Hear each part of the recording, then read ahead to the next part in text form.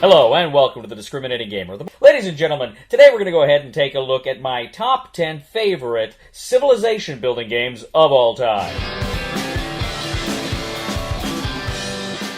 Number 10 is Clockwork Wars. It was a fun steampunk adventure where you've got crazy like chimpanzee people and dog people and rhinoceros people. And you had all these sorts of people except people. Of course, you had like science research, but you also had sorcery. The board almost kind of looked like a Catan board, but you were kind of moving these discs, around. You had these discs around it, and then you also had minis that came in it that you would use. You use these big minis that would represent kind of super weapons. My number 9, this is Mare Nostrum's Empires. Mare Nostrum's Empires was you were all around the Mediterranean, and of course you were building buildings, you're building temples, you have military units, you're trying to dominate the regions you're at. You're also trying to build wonders and other goodies.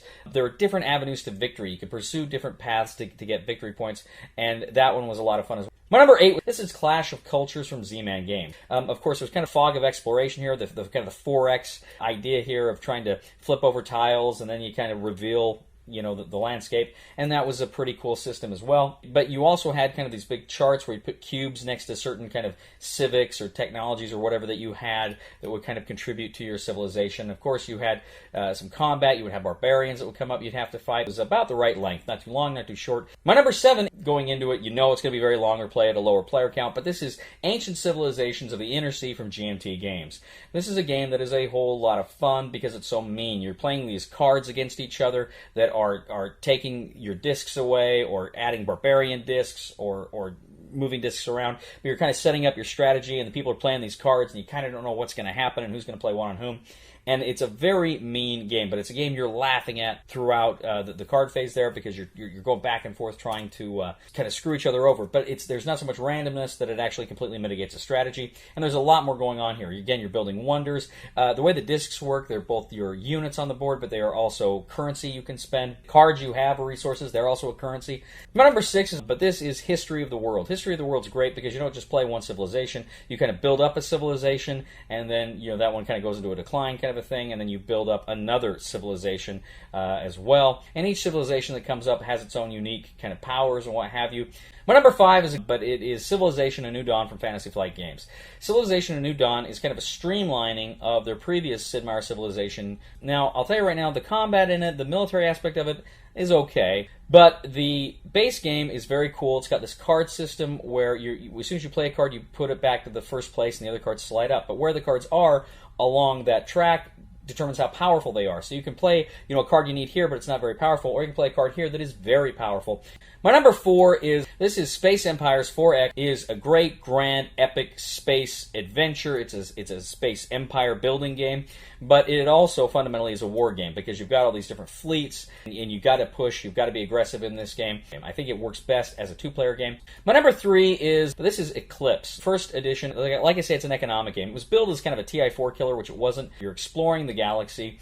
You are, of course, investing in these resources. You've got all these cubes that are on your player aid. You take the cubes, you put the cubes on or take them off, and it's going to reveal different things that become open to you as you reveal those cube slots. And so you gain more abilities. You get stronger as the game goes on, as you, of course, are manipulating those cubes. It's got space combat in it, which is fun. You can upgrade ships and stuff like that. So there is kind of that Ameritrashy element there. There is some direct conflict with dice, which is a lot of fun. But it still feels like it's a very much an economic development game.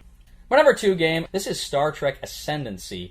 You're either the base game, you're either the Federation, the Klingons, or the Romulans, and there are a lot of different expansion packs where you can play like the Ferengi and the Vulcans and Cardassians, what have you. I haven't, but essentially you have your home system. You're building fleets and sending fleets out. You're colonizing new planets. You are building star bases, which can build new ships. You are, of course, researching new things. Every time you go to a new place, you are experiencing kind of things that happen from the Star Trek TV show or movies. And my number 1 civilization building game of all time is Twilight Imperium 4th Edition. It is the ultimate science fiction civilization building game because it's got it all. You've got, of course, a war game aspect to it with dice rolling. You have got the tech tree. You have got trade. You have got politics and diplomacy. You've got manufacturing. You've got all these things that come together that create just this brilliant experience. Again, this is a long game. This is, You know, you play with 6 players, this game can go several hours. There's an aspect of role-playing here as you're the different races, the different alien races that can have different variable player powers and different things going on. I'm so upset they have not yet come out with expansions for it, particularly the Distant Sun expansion, which was, to me, the only way to play TI3. I sincerely hope they come out with the Distant Suns for TI4, as well as some other expansion goodies for that game. It needs it. So that is my number 1 civilization building game of all time. That is Twilight Imperium 4th Edition from Fantasy Flight Games. Well, thank you once again for joining us today, ladies and gentlemen. And we are the Discriminating Gamer. If you like this review, like us on Facebook and subscribe to us on YouTube, The Discriminating Gamer. I'll see you in hell, Cody. And that was Cody's Top 10 Civilization Building Games without the fluff. I'm Gord. Sorry about the noise. I live above a bird of prey and below a power source that is sucking the life from this planet, and I don't know what to do about that. So I'm just looking at a few top 10 lists for now. Cody, the Discriminating Gamer hosts, I approached them and they said, yes, I could use their stuff. So thank you. Thank you very much. Check out their original link in the void below, and obviously the video too. But how does this one fare? Bam! With a few edits, we're able to get down from 14 minutes and 14 seconds to 5 minutes and 37 seconds. We cut it down to 39.5% of the original size.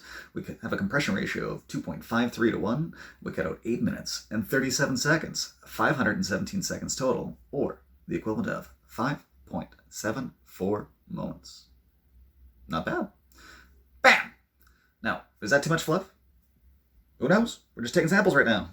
So post below how you would take over the world, and I will tell you mine. Later. It's after September 9th, though, and it's the 23rd right now. Yeah. I hope I've saved you some time, and if you liked it, why not tell a friend? Maybe they'll like it too. Well, hopefully. Thank you for your time, and well, have a good day.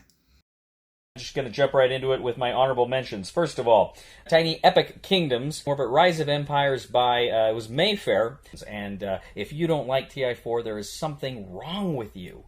Would you make me a comic book character? A PhD history student? Maybe his secret identity? Like chimpanzee people and dog people and rhinoceros people. Of course, you had like science research, but you also had sorcery. Now this is great. Superhero.